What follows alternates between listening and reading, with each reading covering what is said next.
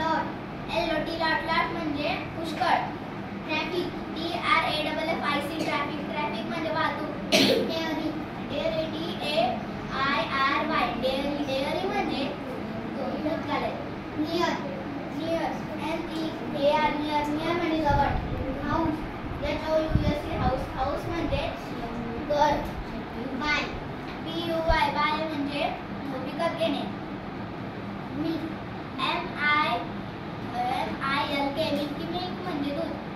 Gate gate म्हणजे विणणे.